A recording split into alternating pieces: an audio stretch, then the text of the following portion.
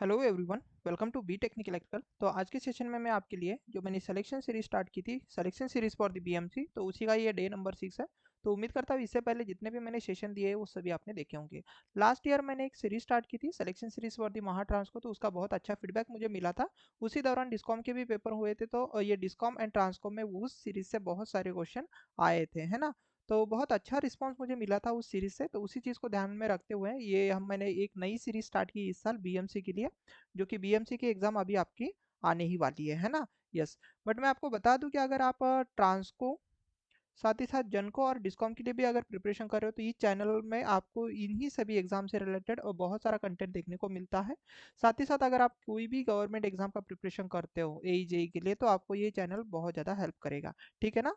तो जैसे कि मेरा वे होता है कि जब भी मैं पढ़ाता हूँ, तो सबसे पहले मैं अपने बारे में इंट्रोडक्शन दे देता हूँ, देन मैं टॉपिक पढ़ाना स्टार्ट कर देता हूँ, सो दैट आपको ये पता रहे कि आपको पढ़ा कौन रहा है ना। So myself Abra Gande, I am engineer, teacher, educator and mentor. साथ ही साथ मैंने गेट थ्राइस क्रैक की हुई है, 18, 19 एंड 20। और मेरा इन 4 एग्जाम में सिलेक्शन हुआ है: assistant engineer in Mahatransco, assistant engineer in Mahagenco, junior engineer in Mahagenco and junior engineer in Mahadiscom, right. But उससे भी ज़्यादा इंपॉर्टेंट, मुझे 5 साल से भी ज़्यादा टीचिंग एक्सपीरियंस है in both offline as well as online field, and I'm a gold as well as a silver educator in one of the E-Tech company of the Bangalore, right? And मेरा diploma and BTech हुआ है Walchand college of engineering Sangli से, and currently I am working as assistant engineer in HVDC section, right, in Mahatransco, right. तो ये रहा एकदम से मेरा शॉर्ट इंट्रोडक्शन।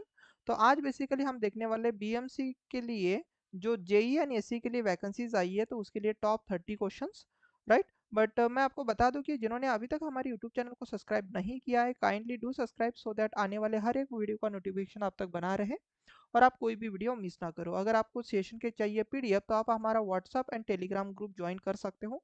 यहाँ पर आपको एक दिन के बाद इन सेशन के पीडीएफ मिलते हैं ना। तो आप ये दोनों भी चैनल सॉरी ग्रुप आप ज्वाइन कर सकते हो। इसकी लिंक आपको डिस्क्रिप्शन साथ ही साथ में कमेंट सेक्शन में अटैच करा दूंगा, सो दैट आप इजीली ये दोनों भी ग्रुप ज्वाइन कर सकते हो। तो आपका ज़्यादा समय बर्बाद ना करते हुए आज हम देखेंगे आज का फर्स्ट क्वेश्चन कि क्या है ना। तो ये रहा आपका फर्स्ट क्वेश्चन। पहले मैंने क्वेश्चन आसान आसान ही रखे, देन थोड़ी सी डिफिकल्टी लेवल्स बढ़ती जाएंगी और कुछ मॉडरेट लेवल के भी क्वेश्चन रहेंगे। और याद रखो ये सभी क्वेश्चन आपके बीएमसी से रिलेटेड ही है, जैसा सिलेबस है उसी तरीके से। तो ज़्यादा डिफिकल्ट क्वेश्चन बीएमसी पूछता नहीं है ना। क्योंकि इसके पीछे का रीज़न मैं आपको बता देता हूँ, क्योंकि बीएमसी जो है ना आपका, अगर मैं आपको बता दूँ तो बीएमसी में बेटा मैकेनिकल का भी सिलेबस है और इलेक्ट्रिकल का भी सिलेबस है। तो ध्यान में रखना कि जो बच्चा इलेक्ट्रिकल का है ना, उसके लिए जैसे मैकेनिकल डिफिकल्ट है ना, तो वैसे मैकेनिकल वालों के लिए इलेक्ट्रिकल भी समहाउ डिफिकल्ट होगा। तो याद रखना दोनों से बेसिक बेसिक क्वेश्चन ही पूछे जाएंगे। तो ऑल्दो मैं इलेक्ट्रिकल इलेक्ट्रिकल पढ़ाता हूँ, तो भाई साहब मैं इलेक्ट्रिकल का ही एक्सपर्ट रहूंगा, है ना। तो मुझे मैकेनिकल तो कुछ समझ में नहीं आएगा, है ना।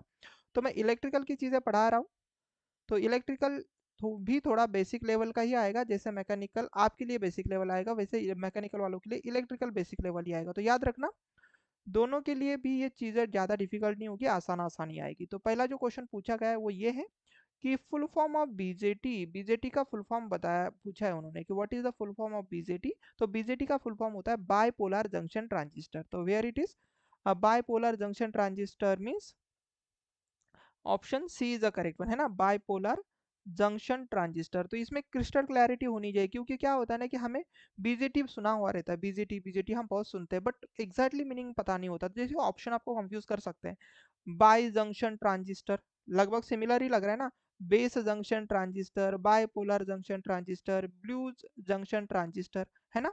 तो इसीलिए क्लिस्टर क्लैरिटी होना बहुत ज्यादा जरूरी है। तो बीजेटी मतलब होता है बायपोलर जंक्शन ट्रांजिस्टर। तो option C is the correct one.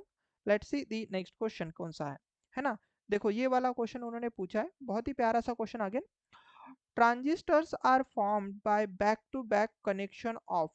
Transistor कैसे फॉर्म होता है, किसके बैक टू बैक कनेक्शन से फॉर्म होता है, ये क्वेश्चन उन्होंने पूछा है। जैसे कि अगर आप देखोगे यहाँ पर एन पी एन, है ना, तो ये किस प्रकार का ट्रांजिस्टर है, ये है सर हमारे पास एन पी एन ट्रांजिस्टर। और ये देखो ये पी एन पी ट्रांजिस्टर है। तो ये कौन सा है भाई, ये पी एन पी ट्रांजिस्टर है, पी एन पी ट्रांजिस्टर है। तो ध्यान से देखना, इसमें अगर आप देखते हो तो देखो ये पी एन या फिर मैं बोलूँगा पी एन एक हमारे पास क्या बोल सकते हो आप, एक जंक्शन है। वैसे यहाँ पर भी ये पी कॉमन था ना इसी एन के लिए, तो ये दो आपके पास पी एन जंक्शन है। वैसे आप देखो इस ट्रांजिस्टर में भी ये एक ये एक जंक्शन और ये दूसरी एक पीएन जंक्शन, तो कितने पीएन जंक्शन होते हैं आपके पास ट्रांजिस्टर में? किससे मतलब ऐसा समझ लो कि ट्रांजिस्टर किसके बैक कनेक्शन से बेसिकली फॉर्म होता है, तो आप बोलोगे सर दो पीएन जंक्शन रहेंगे सर यहाँ पर।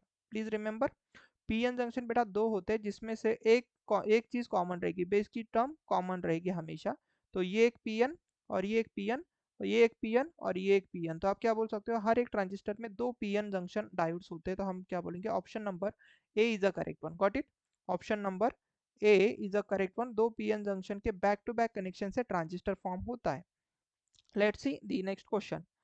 अब देखो ये क्वेश्चन उन्होंने पूछा है कि फॉलोइंग सर्क्यूट इज, सर्क्यूट पूछने के लिए उन्होंने बोला है कि ये सर्क्यूट कौन सा रहेगा। तो अगर आपने एडर सब्ट्रैक्टर अगर पढ़ा होगा तो बेटा ये जो है ना, ये सर्क्यूट है आपके पास बेसिकली अ हाफ एडर का। Where it is, yes, option number two is a correct one. ये डिजिटल सर्क्यूट है, इसमें कुछ भी नहीं। तो हाफ एडर में ये जो एस दिखाया जाएगा, ये हाफ एडर 2 बिट का है होता है, याद रखना। फुल एडर 3 बिट को ऐड करता है, तो याद रखना। मैं यहाँ पर कुछ नोट पॉइंट लिख के भी देता हूँ, ये आपको याद रखने पड़ेंगे, है ना। तो कुछ इंपॉर्टेंट नोट पॉइंट मैं आपको लिख के दे रहा हूँ। जो हाफ एडर होगा, एडर या फिर आप सब्ट्रैक्टर भी बोल सकते हो, या फिर आप बोल सकते हो सब्ट्रैक्टर भी, सब्ट्रैक्टर भी। तो बेटा ये जो होगा ये रहेगा 2 बिट का। कितना रहेगा? 2 बिट का। एक पॉइंट याद रख लो। दूसरा पॉइंट आपको याद रखना है कि जो फुल एडर या फुल सब्ट्रैक्टर, फुल एडर या तो आप बोल सकते हो subtractor, full subtractor, subtractor, right, ये बेटा होता है 3 बिट का। प्लीज रिमेंबर 3 बिट का, ये आपको एग्जाम में पूछा जा सकता है, ठीक है। यस। अब हाफ एडर में ये जो चीज होगी ना, तो एडर है तो ये सम देगा सर। यस मतलब सम, ये होगा ए एक्सॉर विथ बी, क्योंकि एक्सॉर गेट है भाई, है ना। तो ये एक्सॉर गेट दिखाई दे रहा है ना। और देखो ये जो सी स्टैंड्स फॉर कैरी, तो इसमें कैरी कितना रहेगा, ए डॉट बी, क्योंकि ये हमारे पास एंड है सर, एंड गेट है ना। तो ये हाफ एडर है भाई साहब। तो फिलहाल तो इतनी चीज़ याद रखो जो मैंने चीज़ें दी है, और ये याद रखना है आपको, हो सकता है एग्जाम में कभी इससे क्वेश्चन पूछा जाए। तो फिलहाल तो इस क्वेश्चन का आंसर हो जाएगा हाफ एडर। सर्क्यूट पहचान के ये बताना था कि कौन सा डिजिटल सर्क्यूट है, तो ये हाफ एडर है भाई साहब। Let's see the next question. Next question ये भी सिलेबस से ही रिलेटेड है। ये देखो ये डायग्राम आपके सिलेबस में दी नहीं है, क्वेश्चन इतना ही दिया जाता है एग्जाम में। यस। उन्होंने क्वेश्चन पूछा है कि S M P S stand for, S M P S का फुल फॉर्म क्या होता है। तो एस एम पी एस का फुल फॉर्म होता है switched mode power supply, switched mode power supply, या तो फिर हम इसी को ही बोलते हैं बेटा स्विचिंग मोड पावर सप्लाई। तो याद रखना स्विच की जगह पर यहाँ पर मैं एक वर्ड और लिख के देता हूँ। तो स्विच मोड पावर सप्लाई के पैरेलल में मैं और एक नाम दे देता हूँ, जो समटाइम्स आपको याद रखना पड़ेगा क्योंकि ये भी ऑप्शन में आ सकता है। Switching, switching, switching mode power supply, ठीक है। Switching mode power supply. तो एस एम पी एस का full form switching mode power supply. तो ये जो डायग्राम दिख रही होगी ये एस एम पी एस है। इससे हम वेरिएबल डीसी ले सकते हैं बेटा, वेरिएबल स्टेप के डीसी ले सकते हैं। मतलब अगर आपको 5 वोल्ट डीसी चाहिए तो आप यहाँ से कनेक्शन लेके सपोज 5 वोल्ट ले सकते हो, है ना। यहाँ पर लिखा रहेगा सभी चीज़ें।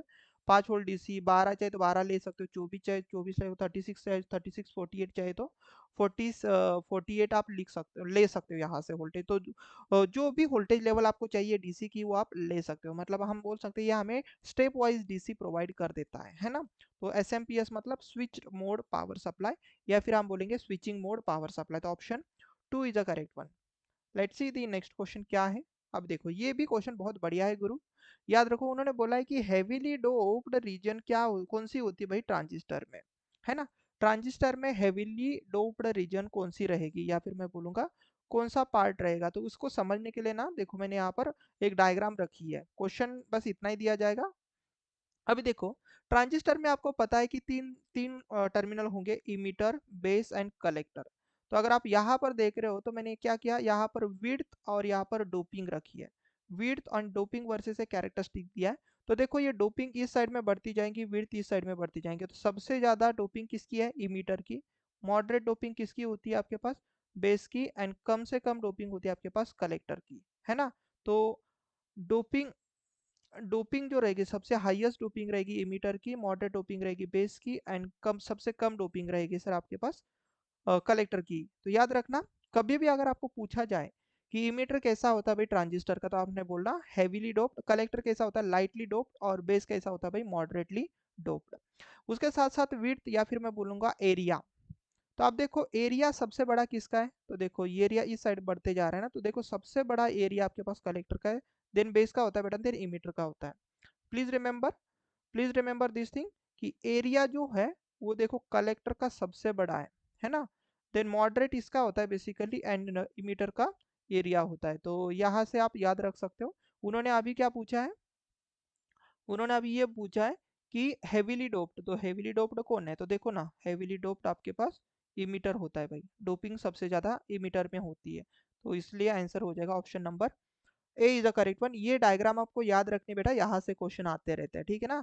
Sometime they are asking the width या फिर मैं बोलूंगा एरिया एंड डोपिंग लेवल के हिसाब से इमीटर हेवीली डोप्ड होता है। प्लीज रिमेंबर ये क्वेश्चन इंपॉर्टेंट है जी। आगे बढ़ लेते हैं, नेक्स्ट क्वेश्चन देख लेते हैं क्या है।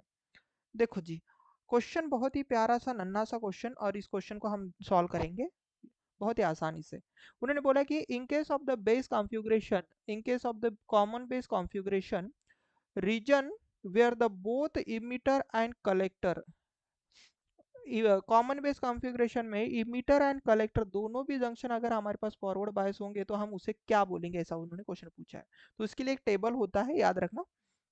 ये कॉमन बेस के लिए जब emitter junction and collector junction दोनों भी फॉरवर्ड बायस रहेंगे तो हम उसे बोलते हैं सैचुरेशन रीजन। क्या बोलेंगे भाई साहब? Saturation region. तो उन्होंने यही बोला ना कि दोनों जंक्शन फॉरवर्ड बायस, इमीटर जंक्शन भी कलेक्टर जंक्शन भी, तो हम क्या बोलेंगे इसको? Saturation region, right. उसको हम बोलेंगे बेटा सैचुरेशन रीजन बोलेंगे। सैचुरेशन रीजन में हम इसका यूज कर लेते हैं एक क्लोज स्विच जैसा। प्लीज रिमेंबर इस बीजेटी को हम क्लोज स्विच जैसा ट्रीट करते हैं जब दोनों भी जंक्शन आपके फॉरवर्ड बायस होंगे, ठीक है। बट आपको यहाँ पर ही नहीं रुकना है बेटा, ये भी याद रखना कि अगर मैं बीजेटी को एक्टिव मोड में एक एम्पलीफायर जैसा वर्क कराना चाहता हूँ तो मुझे base to emitter junction forward bias रखनी पड़ेगी, कलेक्टर जंक्शन रिवर्स बायस रखनी पड़ेगी। प्लीज रिमेंबर ये टेबल याद रखना पड़ेगा। कट ऑफ रीजन में मतलब ऑफ स्विच जैसा अगर आपको वर्क कराना है तो कट ऑफ रीजन में आपके पास दोनों के दोनों रीजन रिवर्स बायस रहेंगे। ऑफ याद रख सकते हो, ऑफ तो रिवर्स बायस आप इस तरीके से याद कर सकते हो। सैचुरेशन में बहुत ज्यादा चीजें ऐसे समझ लो तो दोनों को भी फॉरवर्ड बायस करा दो। रिवर्स एक्टिव जो रीजन है, रिवर्स एक्टिव में इमीटर जंक्शन को reverse bias and collector junction को फॉरवर्ड बायस किया जाता है। तो देख सकते हो ये एग्जैक्टली अपोजिट है ना आपके एक्टिव रीजन में। तो इसीलिए तो इसको रिवर्स एक्टिव या फिर इनवर्स एक्टिव रीजन बोला जाता है ना।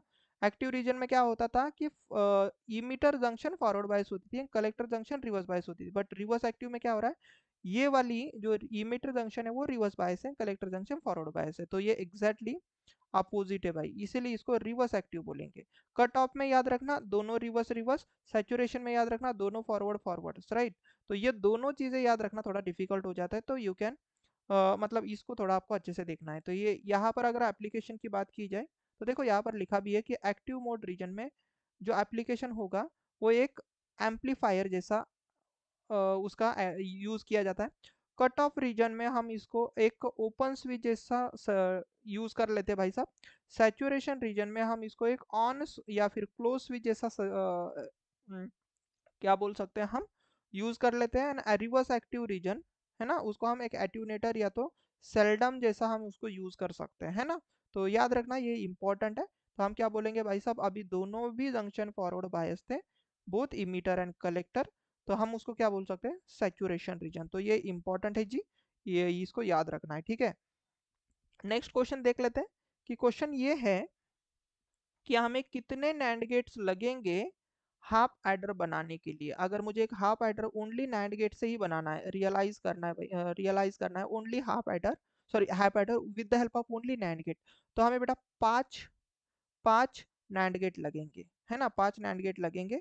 जिसको अगर आप पूरा अगर करके देखोगे ना, तो इसके लिए मैंने डिजिटल से एसोसिएटेड एक क्वेश्चन, सॉरी, एक सेशन भी लिया हुआ है, सीक्वेंस कॉम्बिनेशनल सर्किट महाट्रांसको के लिए मैंने हमारे ही यूट्यूब चैनल पर एक सेशन दिया हुआ है, आप जाकर देख सकते हो, सिलेक्शन सीरीज फॉर द महाट्रांसको को।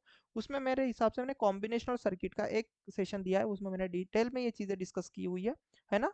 तो कुछ नहीं, यहाँ पर ए एंड बी है, तो आपके पास यहाँ क्या आ जाएगा भाई साहब, ए एंड बी बार आ जाएगा, है ना। वही चीज यहाँ पर ए एंड बी बार आ जाएगा, है ना। अब देखो ये नॉट गेट जैसा काम करेगा सर, आपको भी पता है कि जब मैं दोनों इनपुट शॉर्ट करा दूं नैंड गेट के, तो ये एक नॉट गेट जैसा काम करेगा, तो इसीलिए इसका आउटपुट क्या हो जाएगा, बार के ऊपर bar, that will be cancel A dot B, तो क्या रही, देखो ए डॉट बी आ रहा था, है ना। वैसे ही देखो ये चीज यहाँ से क्या आ जाएगी, ए, इधर से क्या आ जाएगा सर, ए डॉट बी का बार, और ये ऊपर ओवरऑल बार। वैसे ही यहाँ पर देख सकते हो, इधर से क्या आ जाएगा सर, ये देखो ये यहाँ पर बी है ना, यहाँ पर जैसे ए आया था, तो ये क्या होगा, ए डॉट बी का बार, और इसको आ जाएगा सर बी होल बार। इसको पूरा सॉल्व करने पर ये हमें फाइनली इतना मिल जाएगा, ए एक्सॉर विथ बी, है ना। तो याद रखो ये चीज। तो आपको कितने नैंड गेट लगते, तो एक, दो, तीन, चार, और ये पाँच, है ना। तो let me right in a proper way. Yes, मैं थोड़ा अलग कलर यूज कर लेता हूँ। तो हमें एक, दो, तीन, चार एंड पांच नैंड गेट लगते हैं, तब जाकर मेरे पास क्या बनता है भाई साहब, एक हाफ एडर बनता है। तो ये चीज अभी क्या है, तो ये basically you are a half adder, ठीक है जी। तो ये हमारे पास एक हाफ एडर है, तो आप क्या बोलोगे, 5 हमें नैंड गेट लगेंगे। नेक्स्ट क्वेश्चन देख लेते हैं, और ये अगेन उसी पीपीटी से रिलेटेड ही है। अब उन्होंने देखो, the large size of the terminal of the transistor कौन सा रहेगा, तो लार्ज साइज किसकी, देखो ना, साइज विड्थ किसकी सबसे ज्यादा है, कलेक्टर। मॉडरेट पूछा जाए तो बेस बोलना, सबसे छोटू बोला जाए तो फिर इमीटर बोल सकते हो। Please remember, large size, size wise अभी विड्थ वाइज कलेक्टर बड़ा है ना। डोपिंग वाइज इमीटर आपके पास ज्यादा डोप होता है, तो याद रखना इस एक्सिस में, अगेन एक बार बता दूं, इस साइड में आपको डोपिंग दिखनी है और इस साइड आपको विड्थ दिखनी है ना। तो डोपिंग सबसे ज्यादा इमीटर में, सबसे कम कलेक्टर में, बट साइज सबसे ज्यादा कलेक्टर की होती है, इमीटर की स्मॉल रहेगी, और ये मॉडरेट रहेगा। याद रखना इसमें डोपिंग भी मॉडरेट, इवन दो साइज भी मॉडरेट, तो बेस बीच में, तो याद रख सकते हो ये इसकी साइज भी मॉडरेट है एंड डोपिंग भी मॉडरेट। कलेक्टर एंड इमीटर में अपोजिट है, जहां पर डोपिंग ज्यादा वहां पर साइज कम, जहां पर साइज ज्यादा वहां पर डोपिंग कम। तो अभी साइज पूछी थी, तो सबसे ज्यादा लार्ज साइज किसकी रहती है, तो कलेक्टर की रहेगी, तो option C is the correct one. Yes. Next question आपके सामने ये रहा, ठीक है। देखो अभी अभी मैंने बात की थी कि फुल एडर कितने बीट को ऐड करता है, तो मैंने बताया था कि half adder 2 bit and then full adder आपके पास बेटा 3 बीट को ऐड करेगा। देखो एक, दो, तीन, ये तीनों का समेशन होगा यहाँ पर, है ना। तो 3 बीट को ऐड करता है कौन, फुल एडर, तो इसका सम क्या आ जाएगा, A XOR with B XOR with C, है ना, क्योंकि एक्सॉर गेट है, ठीक है। और इसका कैरी क्या होगा, ध्यान से देखो कैरी क्या होगा, देखो ए बी सी डी तीनों की तीनों चीजें आ जाएंगी, तो ए डॉट बी ये सीधा आपको याद रखना है, बी सी, देन आपके पास लास्ट आ जाएगा ए सी, है ना, A B B C and A C. तो ये जो तीन है इनका एक एक का प्रोडक्ट करो भाई, एक एक के साथ, डबल नहीं होनी चाहिए। जैसे ए बी के साथ हुआ, देन ए सी के साथ भी हुआ, और बी सी के साथ हुआ, देन बी ए के साथ भी रहेगा, है ना। देखो इस तरीके से आप कर सकते हो, ये आप समझ सकते हो मैंने जो बोला, है ना। तो 3 बीट को बेसिकली ऐड करता है, तो ज्यादा डिस्कशन करने जैसा इसमें कुछ था ही नहीं। क्वेश्चन ये पूछा गया है कि अगेन बीजेटी से ही है, ट्रांजिस्टर से ही क्वेश्चन है, कि ट्रांजिस्टर से रिलेटेड कौन सा रिलेशन सही रहेगा, कि क्या collector current is equal to base current plus emitter current, या फिर base current is equal to collector plus current plus emitter current, या फिर emitter current is equal to collector current plus base current, या फिर emitter current collector minus base current होता है। तो ऐसा उन्होंने क्वेश्चन दिया है। तो इसके लिए ना बस कुछ नहीं बेटा, आपको अगर एक चीज पता है तो आप केसीएल लगा दो, जब भी आपको ऐसे करंट वाला क्वेश्चन पूछा जाए ना, तो ट्रांजिस्टर में आपको एक ही चीज लगानी है, और वो है आपके पास केसीएल, किरचॉफ्स करंट लॉ, है ना। तो ये कौन सा ट्रांजिस्टर है, ये एनपी ट्रांजिस्टर है। देखो इधर से क्या आया भाई, ये मीटर करंट, तो इधर कौन सा करंट जा रहा है सर, बेस करंट, इधर कौन सा करंट जा रहा है, कलेक्टर करंट। तो मतलब आप क्या बोल सकते हो, जैसे सपोज इधर से आया इमीटर करंट, प्लीज रिमेंबर, इधर से आया इमीटर करंट, इधर से गया बेस करंट और इधर गया आपके पास कलेक्टर करंट। तो अगर आप इस पॉइंट के ऊपर केसीएल लगा दोगे, प्लीज रिमेंबर जो अभी मैं बता रहा हूँ, अगर बेटा आप इस पॉइंट के ऊपर केसीएल लगा दोगे तो आप क्या बोलोगे, सर जो इमीटर करंट है वो इनकमिंग करंट है और आउटगोइंग करंट हमारे पास base current plus collector current होता है ना। तो ये किस में हुआ सर, पीएनपी ट्रांजिस्टर में। सेम वही सीन बेटा आपके यहाँ पर भी रहेगा। देखो इधर कलेक्टर करंट है ना, इधर से आपके पास बेस करंट आ रहा है और इधर इमीटर करंट जा रहा है। मतलब इसमें होगा क्या, इधर से एक कलेक्टर करंट आएगा है ना, इधर कौन सा करंट जाएगा सर, इधर से कौन सा करंट आएगा सर, इधर से बेस करंट, प्लीज रिमेंबर जो मैं अभी दे रहा हूँ, और इधर जो करंट जाएगा वो सर मेरे पास इमीटर करंट बाहर जाएगा, ये यहाँ से आ रहा था। तो हम क्या बोल सकते हैं, यहाँ पर भी सर इनकमिंग करंट मेरे पास IC है, और अगेन मेरे पास IB है, और आउटगोइंग मेरे पास IE है। तो हम क्या बोल सकते हैं, हम ये बोल सकते हैं सर कि ट्रांजिस्टर में again emitter current is equal to collector current plus base current होता है। तो can I say emitter current is basically collector current plus base current.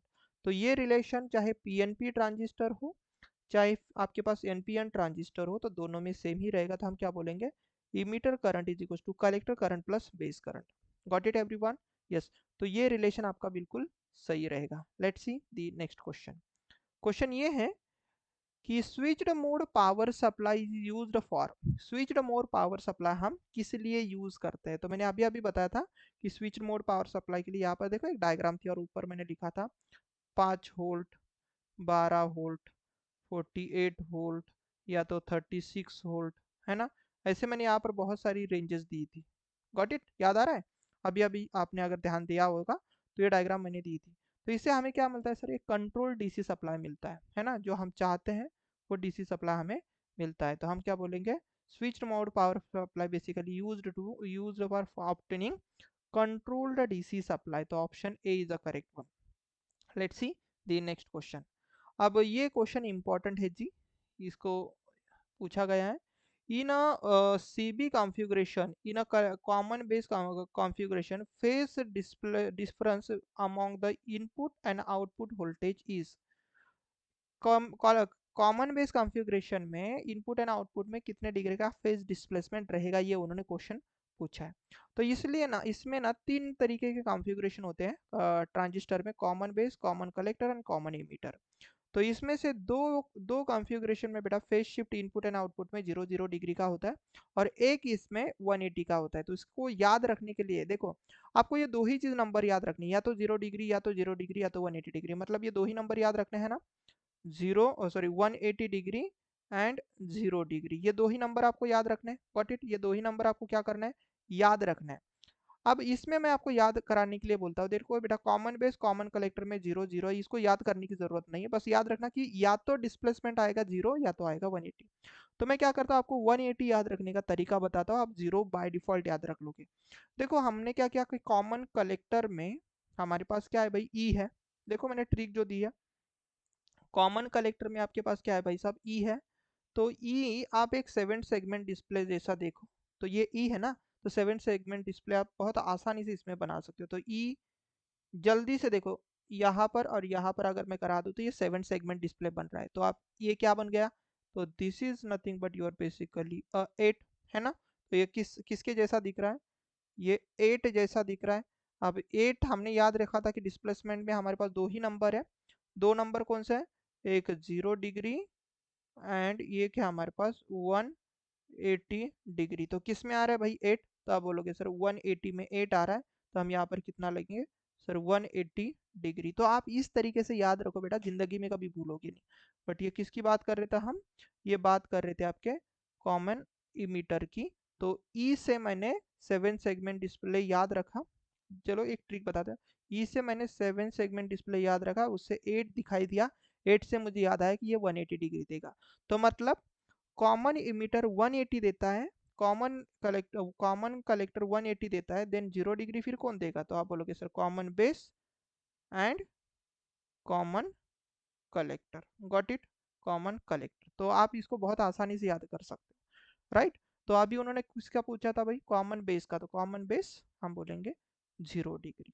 Got it, common base क्या बोलेंगे हम, 0 डिग्री, राइट ना। कभी अगर इन फ्यूचर पूछा जाए तो कॉमन इमीटर, फिर आप बोलेंगे 180। सबसे ज़्यादा फेमस बेटा कॉमन इमीटर वाला क्वेश्चन होता है, बट फिलहाल मैंने कॉमन बेस से आपको सभी चीज़ें समझा दी, है ना। तो आपको अभी ये चीज़ पूछिए तो आप बोलो 0, वही इन फ्यूचर ये भी पूछ सकता है या तो ये भी पूछ सकता है। तो ये अगर कोई भी चीज़ पूछे देन आप यहाँ से उसका आंसर दे सकते हो। Let's see the next question आपके पास है क्या। Single phase induction motor, single phase induction motor is क्या है भाई। पहला ऑप्शन है इनहरेंटली सेल्फ स्टार्टेड, बिल्कुल नहीं। सेल्फ स्टार्टेड बोल दिया हम पढ़ेंगे भी नहीं आगे, सेल्फ स्टार्टेड नहीं होती single phase induction motor, self started नहीं होती। तो हमारे पास ऑप्शन ए भी नहीं हो सकता, बी भी नहीं हो सकता, क्योंकि वो सेल्फ स्टार्टेड बता रहा है भाई। तो ये हो ही नहीं सकता। ऑप्शन नंबर 3 में बंदा बोल रहा है कि inherently not self started, and option 4 में भी वो बता रहा है कि इनहरेंटली नॉट सेल्फ स्टार्टेड। अब बात आती है सर उसके टॉर्क की, एक जगह पर लो टॉर्क बोला है, एक जगह पर हाई टॉर्क बोला है। तो सिंगल फेज इंडक्शन मोटर में टॉर्क कम होता है बेटा एज कम्पेयर टू 3 फेज, तो हम क्या बोलेंगे, it is a inherently not self started, non self started with low torque. तो option 3 is the correct one, क्योंकि लो टॉर्क होता है उसमें, लो टॉर्क, है ना। इतनी सी जान है भाई उसकी, तो टॉर्क भी कितनी देंगी वो मोटर, समझ में आ रहा है आपको। तो हम बोलेंगे option number 3 is the correct one. Next हमारे पास ये क्वेश्चन है कि an ideal voltage source should have, ideal voltage source में क्या रहेगा, infinite source resistance, large value of EMF, small value of EMF, या तो हम बोलेंगे zero, source resistance is zero. तो अगर आपको पता होगा कि हम आइडियल वोल्टेज सोर्स बेटा ऐसे ड्रॉ करते हैं ना, plus minus, let me draw in a proper way. Ideal voltage source कैसे ड्रॉ करते हैं हम, like this, plus minus at, right. और यहाँ पर हमारे पास कुछ ना कुछ वैल्यू रहेगी। प्रैक्टिकल की बात कर लेता हूँ मैं सबसे पहले। ये सोर्स रेजिस्टेंस हम बोलेंगे, ये इंटरनल वोल्टेज, तो ये प्रैक्टिकल प्रैक्टिकल वोल्टेज सोर्स है भाई, वोल्टेज सोर्स है ना। अब ये प्रैक्टिकल वोल्टेज सोर्स है, तो इसको अगर मुझे आइडियल बनाना है तो आइडियल वोल्टेज सोर्स में क्या होता है, आइडियल वोल्टेज सोर्स में बेटा ये जो सोर्स रेजिस्टेंस है ना बैटरी का, है ना, ये जो सोर्स रेजिस्टेंस है आर सीरीज, इसकी वैल्यू हो जाती है 0 ओम। हम बोलेंगे सोर्स रेजिस्टेंस या फिर इंटरनल वोल्टेज सोर्स कितना हो जाएगा, 0। अब अगर इसकी इंटरनल वोल्टेज सोर्स की वैल्यू हो जाएगी 0, देन हम इसको बोलेंगे आइडियल सोर्स रेजिस्टेंस। क्या बोलेंगे हम, ideal source resistance. Got it everyone, ये हो जाएगा आइडियल सोर्स रेजिस्टेंस। तो हम बोलेंगे option number 4 is the correct one. चलो जी नेक्स्ट क्वेश्चन, ये रहा आपके सामने। Capacitor in a single phase induction motor is used for, single phase induction motor में कैपेसिटर जो हम यूज करते हैं सिंगल फेज इंडक्शन मोटर में, वो किस लिए यूज करते हैं। ऑप्शन दिया गया, improve the power factor, reduce the harmonics, improve the starting torque, या तो नॉन ऑफ द अबव। देखो कैपेसिटर जो यूज किया जाता है इंडक्शन मोटर में वो पावर फैक्टर इंप्रूवमेंट के लिए नहीं यूज किया जाता, प्लीज रिमेंबर। और हार्मोनिक्स तो कैपेसिटर कभी रिड्यूस ही नहीं कर सकता, है ना। तो हमारे पास इंडक्शन मोटर में मैंने अभी अभी बताया कि single phase induction motor self started नहीं होती है, एंड उसके साथ उसके पास स्टार टॉर्क भी बहुत कम होता है बेटा। तो इसलिए क्या होता है कि जब हम कैपेसिटर यूज कर लेते हैं ना, तो कैपेसिटर हमें फायदा देता है कि सिंगल फेज इंडक्शन मोटर हमारे मतलब फायदा इसका देता है कि सिंगल फेज इंडक्शन मोटर के पास जो स्टार्टिंग टॉर्क कम होता है उसे हम बढ़ा सकते हैं। तो याद रखना, कैपेसिटर किस लिए कभी भी पूछा जाए कि किस लिए कैपेसिटर यूज किया जाता है सिंगल फेज इंडक्शन मोटर में, तो आपका आंसर होना चाहिए इंप्रूव द स्टार्टिंग टॉर्क। क्या इंप्रूव करता है भाई, स्टार्टिंग टॉर्क बढ़ाने के लिए यूज किया जाता है। तो याद रखना, टी स्टार्टिंग,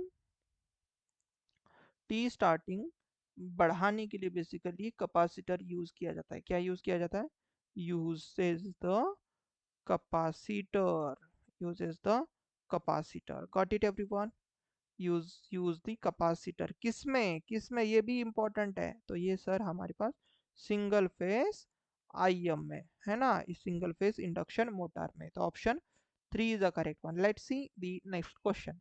क्वेश्चन ये पूछा गया है कि digital multimeter used for, digital multimeter हम किस लिए यूज करते हैं। ये भी सिलेबस में आपके पास, मल्टीमीटर पे आपके सिलेबस में। तो digital multimeter is used for is measuring the AC DC current voltage and resistance. Multimeter से हम ये तीनों चीजें मेजर कर सकते हैं, बट रजिस्टर करंट हम ज्यादा मेजर नहीं करेंगे बेटा, ठीक है ना, कुछ रेंज होती है इसकी भी, ठीक है ना। तो हम मल्टीमीटर, अगर आपके हाथ में कभी मल्टीमीटर आपने देखा होगा ना, लिया होगा, तो हम मल्टीमीटर से AC current and DC current भी मेजर कर लेते हैं, वोल्टेजेस भी मेजर कर लेते हैं, इवन दो हम रेजिस्टेंसेस भी मेजर कर लेते हैं, एंड कंडक्टिविटी भी मेजर कर लेते हो, that is a different thing, but option में नहीं है ना फिलहाल। तो हम क्या बोलेंगे सर, अभी ऑप्शन में हम AC, DC current, voltage and resistance हम बोल सकते हैं, तो option A is the correct one, है ना। चलो जी, नेक्स्ट क्वेश्चन आपके सामने ये रहा। अब इस क्वेश्चन में बंदा बोल रहा है, when the base when the base region is common to the both input and output circuit। Base आपके पास कॉमन है, कहाँ पर, इनपुट में भी एंड आउटपुट सर्किट में भी, देन हम उसको कौन सी कॉन्फ़िगरेशन बोलेंगे। तो देखो, तीन टर्मिनल है, एक है इमीटर, एक है बेस एंड एक है कलेक्टर। तो मैं पहला कॉन्फ़िगरेशन आपको बता रहा हूँ, ठीक है ना। तो देखो, ये जो बेस है ये इनपुट साइड है, ये आउटपुट साइड है। तो देखो, ये बेस जो है वो इनपुट से भी एसोसिएटेड है, आउटपुट से भी एसोसिएटेड है। Got it everyone. तो इसको हम बोलेंगे सर कॉमन बेस। हमने बेस को क्या रखा है सर, कॉमन करके रखा है, इनपुट में भी एंड आउटपुट में भी। गॉट इट, इनपुट में भी एंड आउटपुट में भी मैंने बेस को क्या करके रखा है, कॉमन करके रखा है। तो हम इसको बोलेंगे सर कॉमन बेस कॉन्फ़िगरेशन। याद रखना, कॉमन बेस कॉन्फ़िगरेशन में जो इनपुट दिया जाता है वो इनपुट इमीटर से दिया जाता है एंड बेस से दिया जाता है। मतलब ऐसा समझ लो, कभी भी अगर आपको ये चीज़ पूछी जाए कि कॉमन बेस में इनपुट कौन से टर्मिनल पर दिया जाता है, तो आप बोलोगे इमीटर एंड बेस में, एंड आउटपुट लिया जाता है कलेक्टर एंड बेस में। समझ में आया, ये याद रख लेना, बहुत इंपॉर्टेंट है, ये भी कभी कभार पर पूछा जाएगा कि कॉमन बेस टर्मिनल में इनपुट टर्मिनल कौन कौन से। तो इनपुट टर्मिनल लिख के देता हूँ, इनपुट होगा sir emitter and base, and output होगा sir collector and base. Output कौन रहेगा, please remember, collector and base. ठीक है, कॉमन कौन था, बेस था, देखो दोनों में भी कॉमन बेस है। ठीक है, अब देखो यहाँ ध्यान से देखना, फिलहाल तो इसका आंसर क्या है कि इनपुट एंड आउटपुट कौन रहेगा भाई बेस में। तो आप बोलोगे सर इनपुट एंड आउटपुट में कॉमन कौन रहेगा, ऐसा उन्होंने पूछे, तो कॉमन कौन रहेगा बेस, तो हम बोलेंगे कॉमन बेस होगा। ठीक है, अब इस क्वेश्चन में ध्यान से देखो, सॉरी इस डायग्राम में देखना। अब यहाँ पर इनपुट एंड आउटपुट में कॉमन कौन है, तो आप बोलोगे कलेक्टर। तो इसका नाम क्या होगा sir, this is your common base configuration, sorry common collector configuration. तो ये कॉमन कलेक्टर था, ये कॉमन बेस था, है ना।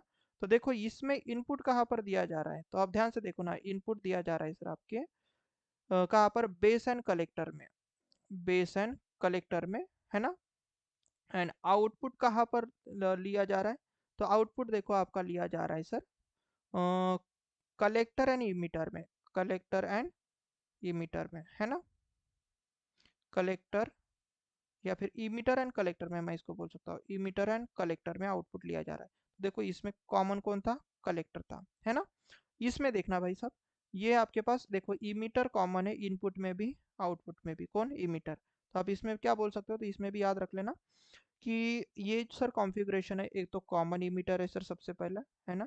इनपुट अगर दिया जाए, इनपुट अगर पूछा जाए कि किस में दिया गया, तो आप बोलोगे सर ये दिया गया बेस एंड इमीटर में, एंड जो आउटपुट दिया जा रहा है, आउटपुट लिया जा रहा है बेसिकली, वो होगा sir output collector and emitter में। Got it. तो देखो इसमें कौन कॉमन था, इमीटर, तो देख सकते हो ये कॉमन इमीटर है ना। Got it. तो याद रखना ये क्वेश्चन, फिलहाल तो इसमें क्या पूछा गया है कि इनपुट आउटपुट में क्या कॉमन रहेगा, जब हम बेस रीजन को कॉमन, सॉरी बेस रीजन को कॉमन रखेंगे तो उसको हम बोलेंगे कॉमन बेस, सॉरी, राइट ना, ऐसा बोलेंगे। नेक्स्ट क्वेश्चन उन्होंने ये पूछा कि बेसिक बिल्डिंग ब्लॉक क्या रहेगा भाई, डिजिटल मल्टीमीटर का, है ना। डिजिटल मल्टीमीटर का बेसिक बिल्डिंग ब्लॉक क्या रहेगा, तो मैंने यहाँ पर क्या रखा है, एक मल्टीमीटर का ब्लॉक डायग्राम रखा है। तो देखो ये एक कॉमन प्रोब होता है, आपने देखा होगा कि दो प्रोब रहेंगे, और एक अपना एक सेलेक्टिव प्रोब होता है जिसको आप सेलेक्ट करते हो, और ये जो है ना यहाँ पर खटक खटक बजने वाला एक नॉब होता है जो आप वेरी कर लेते हो। गॉट इट ना, यस। तो ये नॉब आप कहाँ पर रखोगे, इसके हिसाब से आपके पास वो मल्टीमीटर आपको मेजरमेंट करके देता है। आप वोल्टेज मेजर करना चाहते हो, करंट मेजर करना चाहते हो, डीसी कंडक्टिविटी जो भी है, एसी वोल्टेज, डीसी वोल्टेज, जो भी आप मेजर करना चाहते हो, रेजिस्टेंस मेजर करना है ना। तो रेजिस्टेंस मेजर करना पड़ेगा, तो हम यहाँ पर रखेंगे एसी वोल्टेज तो यहाँ, एसी करंट तो यहाँ, डीसी करंट तो यहाँ, डीसी वोल्टेज तो यहाँ हम नॉब वैरी कर लेते हैं, कंटिन्यूटी के लिए भी हम चेक कर लेते हैं ना। अभी देखो इसमें बेसिक बिल्डिंग ब्लॉक क्या है, तो आप देखो इसमें हर जगह पर एक तो चीज़ उन्होंने बोली है कि सर एम्पलीफायर है, बफर या तो एम्पलीफायर है ना, एट्यूनेटर है ना, रेक्टिफायर सर्क्यूट है, एनालॉग टू डिजिटल कन्वर्टर है। तो हम ऑप्शन में देखेंगे, देखो ऑप्शन में कहीं पर भी आपके पास ऑसोलेटर दिया है क्या? नहीं सर। ऑप्शन में सॉरी आपके ब्लॉक डायग्राम में कहीं पर भी ऑसोलेटर नहीं, तो ये आंसर नहीं हो सकता सर। एम्पलीफायर तो है भाई, एम्पलीफायर तो यूज करते हैं हम, ठीक है ना, हम बोल भी सकते हैं यहाँ पर है सपोज एम्पलीफायर, बट ऑसोलेटर नहीं यूज करते, तो इसके वजह से ये ऑप्शन चला गया, ये आंसर नहीं हो सकता। डायोड एंड ऑप एम्प कहीं पर भी नहीं दिखाई दे रहे मुझे, है ना, है ना, तो ये आंसर नहीं गए रहा भाई। देखो रेक्टिफायर सर्किट है बट स्कीमिक ट्रिगर नहीं है, स्कीमिक ट्रिगर कहाँ पर यूज किया क्या हमने? नहीं, रेक्टिफायर तो हम यूज कर रहे, देखो यहाँ पर रेक्टिफायर सर्किट है बट स्कीमिक ट्रिगर नहीं है। अब देखो एनालॉग टू डिजिटल कन्वर्टर यहाँ पर दिखाई दे रहा है, एट्यूनेटर सॉरी एक्सट्रीम सॉरी, एट्यूनेटर देखो यहाँ पर, ये यहाँ पर है ना दिखाई दे रहा है। देन काउंटर भी होता है बेटा, यहाँ पर देखो एनालॉग टू डिजिटल कन्वर्टर में ही काउंटर्स होते हैं। अगर आपने कभी मेरा एडीसी का सेशन देखा होगा ना, जो कि यूट्यूब पर अवेलेबल है, so my request all of you जिन्होंने एडीसी का मेरा सिलेबस सॉरी सेशन नहीं देखा होगा ना, जो कि मैं बोलूँगा कि यूट्यूब पर कौन सी सीरीज में अवेलेबल है आपको, सिलेक्शन सीरीज फॉर द महाट्रांस को, उसमें मैंने एडीसी के 2 सेशन लिए, उन सेशन को अगर देख लोगे तो देन जिंदगी भर आप एडीसी को भी नहीं भूलोगे, है ना। तो एडीसी के वो सेशन देख लेना। यस, तो एट्यूनेटर, एट्यूनेटर तो है ही, एंड काउंटर्स आपके पास बेसिकली एडीसी में रहेंगे, तो हम क्या बोलेंगे, इसका सही आंसर हो जाएगा ADC, attenuator and counter are the correct one. उम्मीद करता हूँ ये क्वेश्चन समझ में आ गया होगा। Let's see the next question आपके पास है क्या। ये भी बढ़िया क्वेश्चन है जी। क्वेश्चन ये बोला गया है कि 6 पोल 50 hertz single phase induction motor run at a 9000 RPM and frequency उन्होंने पूछी है कि रोटर सर्किट की फ्रीक्वेंसी क्या रहेगी, तो हर एक में दो दो फ्रीक्वेंसीज दी गई है। तो इसका मतलब सिंगल फेज इंडक्शन मोटर में आपको पता है कि there are two revolving theory, two double field revolving theory होती है, तो इसके वजह से backward slip and forward slip होती है। तो याद रखना अभी जो मैं बता रहा हूँ, है ना। तो आपको पता होगा कि इंडक्शन मोटर में जो रोटर की फ्रीक्वेंसी होती है that will be a slip times of the supply frequency, या फिर मैं बोलूंगा स्टेटर फ्रीक्वेंसी होती है। तो ये basic general formula. But as we know कि सिंगल फेज इंडक्शन मोटर में डबल फील्ड रिवॉल्विंग थ्योरी होती है, तो इसीलिए जो स्लिप रहेगी ये दो प्रकार की स्लिप होगी। ये जो स्लिप कहलाएगी ना, ये दो प्रकार की स्लिप कहलाती है। So let me right in a proper वे। ये स्लिप बेटा दो प्रकार की रहेगी, एक रहेगी फॉरवर्ड स्लिप जो हम यस से दिखाएंगे या फिर एस एफ से दिखाएंगे, और एक स्लिप होती है आपकी बैकवर्ड स्लिप, बैकवर्ड स्लिप जिससे हम बेसिकली एस बी से दिखाएंगे, जो कि होती है two minus of forward slip. Please remember two minus of forward slip ये होती है।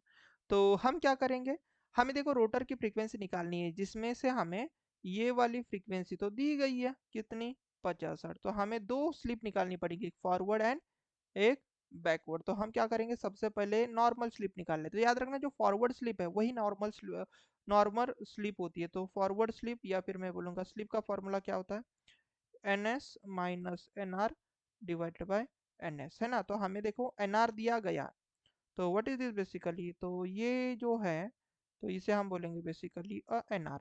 हमें एन एस निकालना पड़ेगा, तो एन एस बच्चा बच्चा निकालेगा सर, एन एस का फॉर्मूला होता है 120 एफ डिवाइडेड बाई पी, है ना। जो कोई मैकेनिकल का रहेगा उसके लिए इतना डिटेल में पढ़ा रहा हूँ, नहीं तो कोई ज़रूरत नहीं।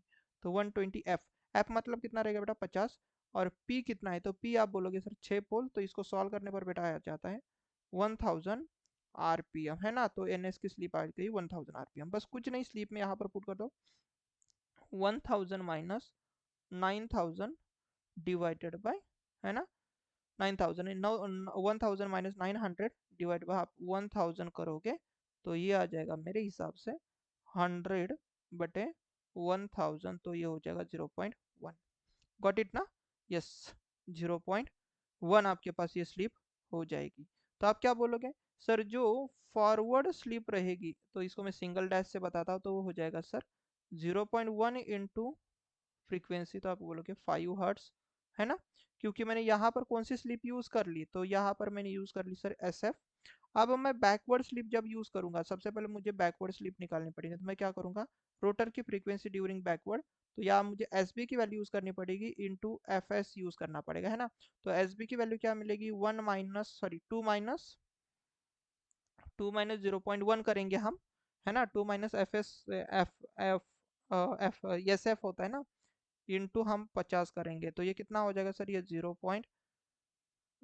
1.9 1.9 इंटू 15, है ना। तो कितना हो जाएगा भाई, बताओ ये, है ना। तो मेरे हिसाब से 100 डिवाइडेड बाय 1000, 0.1, तो 2 माइनस 0.1, तो करेंगे 1.9 इंटू 50 करेंगे, तो ये आ जाएगा 95। तो कितना होगा भाई ये, 95 हर्ट्स, है ना। तो आपका आंसर क्या होना चाहिए सर, एक स्लीप फ्रीक्वेंसी रहेगी 5 हर्ट्स और एक रहेगी 95, तो 5 और 95 ऑप्शन नंबर 3 में देखो आपके पास है। अब कोई बोलेगा सर इतना डिफिकल्ट हमें आता है क्या, तो देखो ये बेटा, ये समझाते समय लगा है, ऐसे छोटे मोटे क्वेश्चन तो आएंगे ना आपको, है ना। इतना भी तो आसान पेपर नहीं आएगा, प्लीज रिमेंबर दिस थिंग। हम क्या करते हैं सर, बहुत आसान होना चाहिए, हम रट के चले गए एंड देन पेपर निकाल ले, बेटा वो जमाना गया, अभी अभी थोड़ा बहुत तो आपको मेहनत तो करनी पड़ेगी, है ना। बिना मेहनत कोई सिलेक्शन नहीं होता है। आगे क्वेश्चन पूछा गया है कि वॉशिंग मशीन जो है, वॉशिंग मशीन में हम बेसिकली कौन सी मोटर यूज करते हैं, वॉशिंग मशीन में हम कौन सी मोटर यूज कर लेते हैं। तो इसके लिए मैंने क्या किया कि यहाँ पर सिंगल फेज इंडक्शन मोटर रखे एंड देन उसके एप्लीकेशन रखे, सो दैट ये आप इसके आंसर्स जल्दी से दे सको। मैं आपको बता दूं बच्चा, आपके एग्जाम में, आपके एग्जाम के सिलेबस में single phase induction motor and their application specifically mention किया गया है, तो ये वाला चार्ट आपको बहुत हेल्प करेगा। Please remember, I am again repeating my sentence, कि बीएमसी के सिलेबस में single phase induction motor and उसके एप्लीकेशन स्पेसिफिकली मेंशन किए गए हैं, तो वो आपको याद करने पड़ेंगे, रटने ही पड़ेंगे। तो याद रखना, स्प्लिट स्पेस इंडक्शन मोटर आपके पास कहाँ पर यूज की जाती है, small drill process, shopping grinder, small bell drive, conveyors and washing machine में स्प्लिट फेस इंडक्शन मोटर हम यूज कर लेते हैं। परमानेंट कैपेसिटर मोटर हम compressor, conveyors, refrigerator, air conditioner, ceiling fan में हम यूज करते हैं। शेडेड पोल मोटर हम hair dryers, toys, tape recorders, small fans, electric clocks में हम यूज करते हैं। Single phase AC series motor जो है वो हम सिविंग मशीन, किचन, किचन में टेबल फैन में, किचन के एप्लीकेशन में टेबल फैन में, फूड मिक्सर, वैक्यूम क्लीनर में हम इसका यूज कर लेते हैं। हिस्टेरिसिस मोटर हम tape recorder, signalling and timing devices में हम यूज कर लेते हैं। अब मैं आपको बता दूं बेटा, कुछ भी करके ये वाले एप्लीकेशन रट के जाओ, रट के ही जाओ, थोड़ा बहुत हर दिन अगर एक एक दो दो देख लोगे ना तो आपको याद रह जाएंगे, ठीक है ना। यस, तो आप क्या बोलोगे, स्प्लिट फेज इंडक्शन मोटर हम बेसिकली वॉशिंग मशीन में यूज करते थे, तो वॉशिंग मशीन में ही पूछा गया था, हमारा आंसर हो जाएगा स्प्लिट फेज। कहीं पर भी नहीं तो देखो हम उसका दूसरा नाम जानते हैं कि resistance split phase induction motor, तो option 2 is a correct one, है ना। चलो जी, नेक्स्ट क्वेश्चन। आगे पूछा गया है क्वेश्चन कि most suitable device for high frequency inversion in SMPS, high frequency inversion में एसएमपीएस में हम कौन सा डिवाइस यूज कर लेते हैं। तो हाई फ्रीक्वेंसी इन्वर्जन में बेटा हम आईजीबीटीज यूज कर लेते हैं, तो हाई फ्रीक्वेंसी पर ये ऑपरेट करता है, तो हम आईजीबीटीज यूज कर लेते हैं, ठीक है ना। नेक्स्ट क्वेश्चन आपके सामने ये रहा, और ये भी इंपॉर्टेंट है, इसमें भी गलतियां कर लेते लोग। उन्होंने बोला है कि single phase induction motors are usually operated on, कौन से पावर फैक्टर पर single phase induction motor usually operate करेगी। तो याद रखना, मैं दो चीजें बताता हूँ ये बेटा, अगर कभी थ्री फेज पूछा जाए ना, तो थ्री फेज वो होता है 0.8 से लेके 0.85 लैगिंग पावर फैक्टर के ऊपर ये ऑपरेट करता है ना। लैगिंग पावर फैक्टर पर single phase, sorry three phase induction motor operate करती है फुल लोडेड पर, है ना। और सिंगल फेज कभी पूछी जाए सिंगल फेज इंडक्शन मोटर, तो ये 0.6 से लेके 0.67 लैगिंग पावर फैक्टर, ये रेंज आप ले सकते हो, तो इसके बीच में ये ऑपरेट करती है। तो फिलहाल देखो, सिंगल फेज इंडक्शन मोटर पूछी गई तो हम क्या बोलेंगे, 0.6 पावर फैक्टर लैगिंग, हम इसका आंसर दे सकते हैं। तो नेक्स्ट क्वेश्चन देख लेते हैं।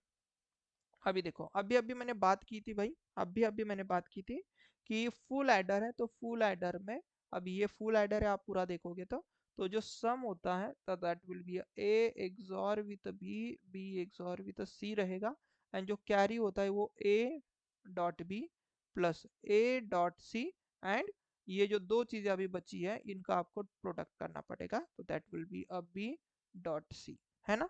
तो इसके हिसाब से आपके पास सम एंड कैरी का एक्सप्रेशन उन्होंने पूछा है, तो आपका ऑप्शन देखो 4 सही आ रहा है। Sum A XOR with B XOR with C and ये ए बी, ये बी सी एंड देखो ये ए सी, गॉट इट ना। यस, तो ये कैरी आप याद कर सकते हो, तो फिलहाल option number D is the correct one, है ना।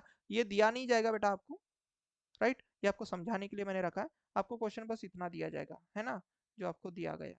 चलो जी नेक्स्ट क्वेश्चन देख लेते हैं। और नेक्स्ट क्वेश्चन आपके पास ये है कि कॉमनली यूज्ड ट्रांजिस्टर कॉन्फ़िगरेशन कौन सी होती है। तो commonly used transistor configuration common emitter होती है सर, है ना।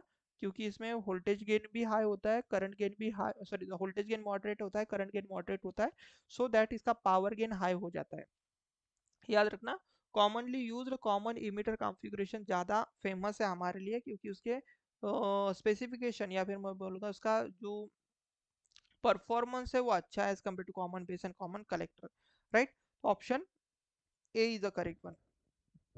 नेक्स्ट क्वेश्चन ये दिया गया है कि the working of the S M P S is based on, S M P S की वर्किंग किससे कौन से किसके वर्किंग से मिलती जुलती है, ऐसा उन्होंने सपोज ऐसा क्वेश्चन पूछा है।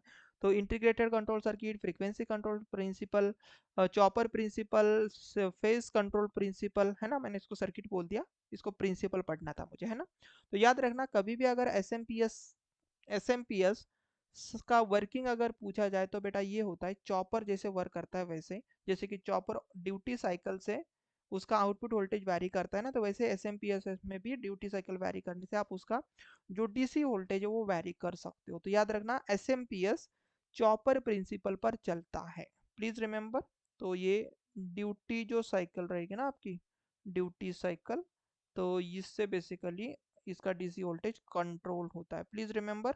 डेल्टा वैरी करने से हम इसका एस एम पी एस का डीसी वोल्टेज कंट्रोल कर सकते हैं। तो ये चॉपर प्रिंसिपल पर चलता है, तो ये क्वेश्चन आपको पूछा जा सकता है।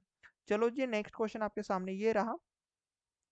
ये क्वेश्चन है कि in PNP the majority charge carrier, PNP में मेजॉरिटी चार्ज कैरियर क्या रहेंगे। तो इसको इसको आप इस बहुत आसानी से इसका आंसर दे सकते हैं। देखो पी एन पी इस नाम में, पी एन पी इस नाम में कौन दो बार आया है? तो आप बोलोगे सर इसमें सर पी दो बार आया है सर, तो यही बेसिकली मेजॉरिटी कैरियर होंगे। एन सिंगल टाइम्स आ गए तो ये माइनॉरिटी कैरियर, तो पी क्या रहेंगे? मेजॉरिटी कैरियर, मेजॉरिटी चार्जेस रहेंगे, है ना, कैरियर या फिर मैं बोलूँगा चार्जेस, है ना। कैरियर बोलो, कैरियर्स आपके पास ये रहेंगे। एन क्या रहेगा सर? माइनॉरिटी कैरियर, ये सिंगल टाइम से आए तो हम इसको क्या बोलेंगे? माइनॉरिटी कैरियर्स, ठीक है। अभी देखो जो P है वो मेजॉरिटी कैरियर है, तो ध्यान से सुनना। तो P को हम क्या बोलेंगे? होल्स, है ना। पॉजिटिव कौन होते हैं हमारे पास? होल। और निगेटिव कौन होते हैं सर? इलेक्ट्रॉन्स। समझ में आ गया ना आपको? माइनॉरिटी यन, पॉजिटिव होल्स, यन मतलब यन टाइप सेमीकंडक्टर में इलेक्ट्रॉन्स, पी टाइप सेमीकंडक्टर में होल्स। तो याद रखना मेजॉरिटी के कैरियर कभी भी पूछे जाए पी एन पी में तो आप उसका आंसर दोगे होल्स इज योर आंसर, तो हम क्या बोलेंगे? इसका आंसर होगा होल। बट अगर यही क्वेश्चन आपको ऐसा पूछा जाए, ये देखो ये पहली चीज हो गई बेटा, है ना। तो ये पी एन पी के लिए मैंने बताई, बट आपको एन पी एन के लिए भी याद रखना है। तो एन पी एन, बताओ मुझे इसमें दो बार दो टाइम्स कौन रिपीट हुआ है? तो आप बोलोगे सर इसमें यन रिपीट हुआ है सर, है ना। तो ये मैं दूसरे केस की बात कर रहा हूँ। तो अब मुझे बताओ यन दो बार रिपीट हुआ है, तो यन अभी हमारे लिए पास क्या होगा? मेजॉरिटी की minority? Let me right N in a proper वे। पता नहीं यन शायद से मेरे हमारे ऊपर गुस्सा है, क्या पता नहीं क्या हुआ है ना। तो यन मतलब इस केस में हमारे पास होगा सर मेजॉरिटी कैरियर, है ना, कैरियर्स। तो देखो यन क्या रहेंगे? यन यन मतलब निगेटिव चार्ज, निगेटिव चार्ज किसका होता है सर? इलेक्ट्रॉन्स का। तो याद रखना है यहाँ पर, यहाँ कभी भी पूछा जाए कि N type semiconductor, sorry NPN transistor में मेजॉरिटी चार्ज कैरियर कौन होंगे? तो हम बोलेंगे सर इलेक्ट्रॉन्स, ठीक है, हम इलेक्ट्रॉन्स बोलेंगे। फिर जो पी अकेला है वो हमारे लिए क्या हो जाएगा? Minority carrier. समझ में आया? माइनॉरिटी कैरियर होगा सर, कौन? यन। कौन? पी। पी मतलब हमारे पास होल्स। तो याद रखना, ये याद रखना आपको कि एन पी एन में एन ज्यादा तो इलेक्ट्रॉन्स मेजोरिटी कैरियर, पीएनपी में पी ज्यादा तो होल्स आपके पास मेजोरिटी कैरियर। माइनॉरिटी पूछेंगे तो हम अपोजिट में बोलेंगे। तो देखो हमें मेजोरिटी पूछे थे तो हम पीएनपी में बोलेंगे hole is the correct one. चलो जी, नेक्स्ट क्वेश्चन, ये इंपॉर्टेंट था, है ना। अब ये वाला प्रश्न जी, तो उन्होंने पूछा है कि in S M P S the regulator is accompanied by. Regulator को हम अक्यूम्प्लाइंट कैसे करेंगे, मतलब हम आउटपुट वोल्टेज कैसे वैरी करेंगे। तो मैंने अभी अभी बताया था कि S M P S chopper principle पर वैरी करता है, तो हम ड्यूटी साइकिल उसका वैरी करेंगे डेल्टा, सो दैट हम उसको रेगुलेट कर पाएंगे। तो हम इसको बोलेंगे ये ड्यूटी साइकिल से बेसिकली कंट्रोल होता है sir. Got it? Duty cycle से कंट्रोल होता है बेटा, ठीक है। तो देखो यहाँ पर ऑन ऑफ टाइम हम कम ज़्यादा करके हम ये डीसी आउटपुट वोल्टेज वेरी कर सकते हैं। तो please remember S M P S chopper principle पर चलता है। Got it? यस। ठीक है जी, आगे बढ़ लेते हैं और ये वाला प्रश्न देख लेते हैं। क्वेश्चन है कि in a single phase induction motor can rotate at a speed which is. Single phase induction motor जिस स्पीड से रोटेट करती है वो स्पीड क्या रहेगी। तो आपको भी पता है कि इंडक्शन मोटर में दो तरीके की स्पीड होती है। एक होता है सिंक्रोनस स्पीड, जिससे हमारे पास आरएमएफ घूमता है ना। और एक होता है एनआर, जिसको हम बोलेंगे रोटर स्पीड। रोटर की स्पीड, है ना, रोटर की स्पीड, है ना। और ये क्या रहेगी, ये आरएमएफ की स्पीड रहेगी सर, है ना। और इंडक्शन मोटर आपके पास ऑलवेज, इंडक्शन मोटर जो भी रहेगी चाहे सिंगल फेज हो चाहे थ्री फेज हो, तो इसमें हमारे पास एनआर की value somehow less than होती है सिंक्रोनस स्पीड से, तभी जाकर वहां पर स्लिप एग्जिस्ट करती है ना।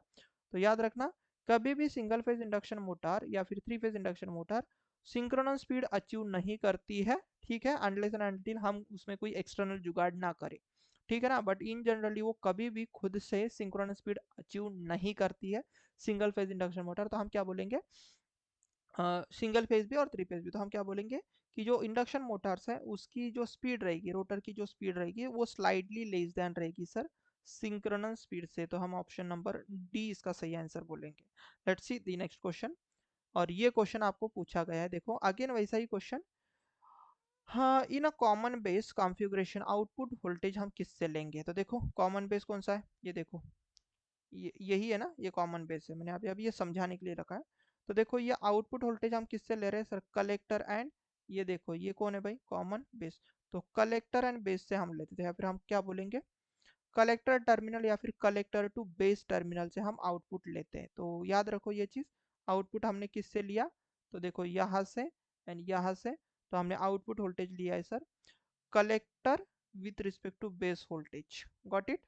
Collector with respect to base voltage, किसमें, कॉमन बेस में। तो आपको इनपुट में भी पूछा जा सकता है, इनपुट कहाँ पर देता है, आप बोलोगे इमीटर एंड बेस के बीच में, है ना। अब दूसरे के लिए जब सपोज कॉमन कलेक्टर रहेगा तब हम क्या बोलेंगे, इनपुट हम देंगे कलेक्टर बेस एंड कलेक्टर के बीच में, और यहाँ पर इमीटर आउटपुट लेंगे इमीटर एंड कलेक्टर के बीच में। तो आपको ये क्वेश्चन कैसे भी पूछा जा सकता है। तो फिलहाल तो उन्होंने कॉमन बेस के लिए पूछा है बेटा, कॉमन बेस के लिए। तो आप इसका आंसर लोगे सर कलेक्टर एंड बेस, है ना। तो ऑप्शन ए इसका सही हो जाएगा। अब बाकी के सभी कॉन्फ़िगरेशन के लिए देख सकते हो, मैंने ये चीज़ लिख के भी दी थी अभी कि इनपुट कौन है आउटपुट कौन है ना। तो फिर से मैं वो चीज़ नहीं करूँगा, है ना। तो ये क्वेश्चन बहुत आसान था। Let's see the last question of this session. और ये मैंने 31 क्वेश्चन लिए हैं। आपको लग रहा होगा कि सर मैंने तो, आपने तो 30 बोले थे, ये क्वेश्चन मैंने बढ़ा दिया बेटा, क्या फ़र्क पड़ता है ये क्वेश्चन एक्स्ट्रा पढ़ने से, है ना। चलो, और एक लास्ट क्वेश्चन देख लेते हैं, यहाँ ये वाला लास्ट क्वेश्चन देख लेते हैं, देन सेशन को हम एंड करेंगे। In which of the following element, कौन से एलिमेंट में voltage does not depends on either the value of current flowing through the source or its direction. कौन से एलिमेंट में वोल्टेज डिपेंड नहीं करता कि उसमें से करंट कितना जा रहा है एंड उसमें से जो करंट जा रहा है उसकी डायरेक्शन क्या रहेगी, है ना। जैसे कि मैं आपको बता दूं, ऐसा समझ लो कि ये कोई नेटवर्क है, ध्यान से देखना, और इसको मैं एक सप्लाई दे रहा हूँ, एक वोल्टेज सोर्स है, एक इंडिपेंडेंट वोल्टेज सोर्स है, एक बैटरी से। तो आपको यहाँ से ही समझ में आ जाएगा कि मैं एग्जैक्टली कहना क्या चाहता हूँ, ठीक है। एक कॉम्प्लेक्स नेटवर्क है सर, ठीक है जी। अब ये अगर हमारे पास 100 वोल्ट है, तो ध्यान से देखना। तो ये आपके पास ये जो करंट जाएगा, इसमें से जो करंट जाएगा, ये करंट की दिशा कुछ भी रही या फिर इसका मैग्नीट्यूड कुछ भी रही, ये वोल्टेज आपके पास फिक्स हो जाएगा भाई। तो this voltage is getting a fixed, ये वोल्टेज आपके पास फिक्स्ड हो जाएगा, which is independent on this current is as well as this current की डायरेक्शन। ये है कि ये है, करंट की डायरेक्शन कुछ भी हो सकती है या फिर करंट का मैग्नीट्यूड कुछ भी हो जाए, है ना। मैं आपको एक चीज बता दूं कि सपोज पहली बार करंट ऐसा जा रहा है, ठीक है, ऐसा जा रहा है, या फिर यह करंट वैरी भी हो रहा है, करंट की डायरेक्शन कुछ भी हो सकती है, अपोजिट, मतलब ऐसा जाएगा करंट, या तो ऐसा जाएगा, या फिर इसका करंट 0 रहे या फिर 100 रहे, कुछ भी हो जाए, करंट का मैग्नीट्यूड भी बढ़े, कुछ भी हो जाए। इंडिपेंडेंट वोल्टेज सोर्स में याद रखना, इंडिपेंडेंट वोल्टेज सोर्स नाम में ही सब कुछ ना, इंडिपेंडेंट, ये किसी पर डिपेंड नहीं रहेगा। तो वोल्टेज सोर्स की वैल्यू वेरी नहीं करेंगे, तो वो एलिमेंट आपके पास वोल्टेज सोर्स ही रहेगा, तो हम क्या बोलेंगे, independent voltage source is the correct one. But dependent में वैसा नहीं होता बेटा, डिपेंडेंट में ना, डिपेंडेंट से जैसी वैल्यू होंगी वैसे वोल्टेज सोर्स की भी वैल्यू वैरी हो सकती है। तो इसका सही आंसर हो जाएगा independent voltage source, option D is the correct one, है ना। लेट्स सी कि नेक्स्ट और एक क्वेश्चन है ना। चलो जी, एक क्वेश्चन और था, मुझे लगा कि नहीं रहा होगा, बट एक क्वेश्चन और है। विच of the following is the measuring unit of volt, voltage का मेजरिंग यूनिट क्या होगा। तो आपको एक बेसिक सा फॉर्मूला पता होगा। तो वोल्टेज जो होता है बेटा, rate of change of energy पर ओवर द चार्ज होता है ना, ओवर द चार्ज, है ना। तो ये चीज होती है, तो ये एनर्जी है, एनर्जी है, और ये चार्ज है। तो आप मुझे बताओ वोल्ट का यूनिट, इन जनरल देखो वोल्टेज का यूनिट वोल्ट होता है, हमें पता है, बट दिया नहीं तो हम क्या करेंगे फिर। अब एनर्जी का यूनिट हमें पता होना चाहिए, तो एनर्जी का यूनिट तो हो जाएगा सर जूल, है ना। और चार्ज का यूनिट क्या होता है सर, कूलम, है ना, कूलम हो जाएगा। तो हम क्या बोलेंगे, वोल्टेज का यूनिट क्या हो जाएगा सर, जूल पर कूलम, है ना। तो option number D is the correct one, है ना, 4, राइट। उम्मीद करता हूँ ये क्वेश्चन समझ में आया होगा, है ना। चलो जी नेक्स्ट देख लेते हैं, नेक्स्ट चीज है क्या, मेरे हिसाब से लास्ट क्वेश्चन था। अब यहाँ पर मैं उम्मीद करता हूँ कि आज का सेशन आपको अच्छा लगा होगा। अब देखो, अगर आपको सेशन अच्छा लगता है तो आप दो तीन चीजें कर सकते हो जो कि मैं हर दिन बताता हूँ। बेटा सेशन को तो लाइक करके बिल्कुल जाना है, सो दैट मुझे समझ में आता है कि जो मैं मेहनत ले रहा हूँ वो सही इंसान तक पहुंची या नहीं पहुंची, और आपको समझ में आया कि नहीं आया।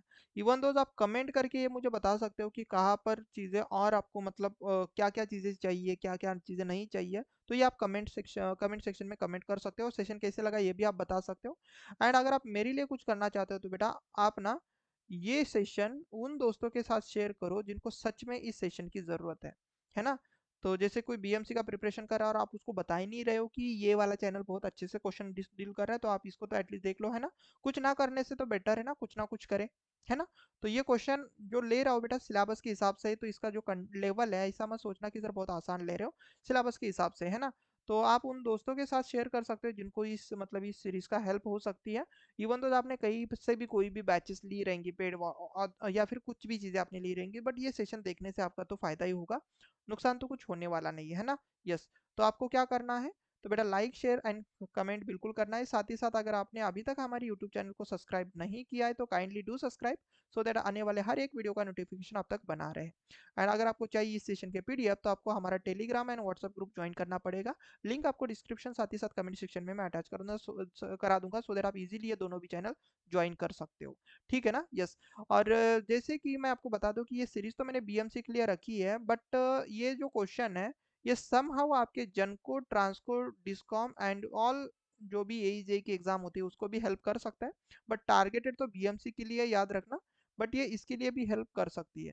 तो आज के सेशन को हम एंड करेंगे एक पॉजिटिव थॉट के साथ या फिर पॉजिटिव लाइन के साथ, और पॉजिटिव लाइन है, the pain you feel today will be the strength you feel tomorrow. बिल्कुल, जो आज आप जो दिक्कतों का सामना कर रहे हो ना, यही दिक्कत आपके आपके लिए कल एक स्ट्रेंथ का काम करेगी। मतलब अभी आपके लिए दिक्कत क्या है, तो दिक्कत ये है कि भाई साहब आप कॉम्प्रोमाइज कर रहे हो, दोस्त लोग जो है ना एंजॉय कर रहे हैं इधर उधर, और आप पढ़ाई कर रहे हो आप एक रूम में बैठ के, है ना। तो दैट इज ऑल्सो पेन, याद रखना। बट जब भी पढ़ाई करोगे तो मेरी एक चीज हमेशा याद रखना कि बेटा ना, पढ़ाई करते वक्त हम एक पेन जैसा नहीं उसको पढ़ाई करेंगे, हम तो एक ऐसा समझेंगे कि अगर मैं इसको अच्छे से कर लूंगा ना तो ये मेरी जिंदगी बदल सकता है। तो अगर आप अच्छे से पढ़ाई करोगे तो वो कभी भी आपको पेन नहीं लगेगा, पढ़ाई कभी भी पेन नहीं होती। जैसे कि देखो मैं अभी ना एक अच्छा खासा जॉब करता हूँ, बट फिर भी मैं पढ़ाता हूँ। तो ये अगर मैं चाहूँ तो अगर इसको देखूँ तो ये पेन भी है मेरे लिए और ये मेरे लिए हैप्पीनेस भी देता है ना। तो याद रखना जो भी आप पेन अभी फील कर रहे हो तो वही आपकी स्ट्रेंथ बनेगी कल के लिए। ठीक है ना। तो इसी पॉजिटिव लाइन के साथ हम सेशन को एंड करेंगे। सेशन को like share subscribe and comment करके बिल्कुल जाना। हम जल्द ही मिलेंगे नेक्स्ट सेशन में। Till then take care and bye everyone.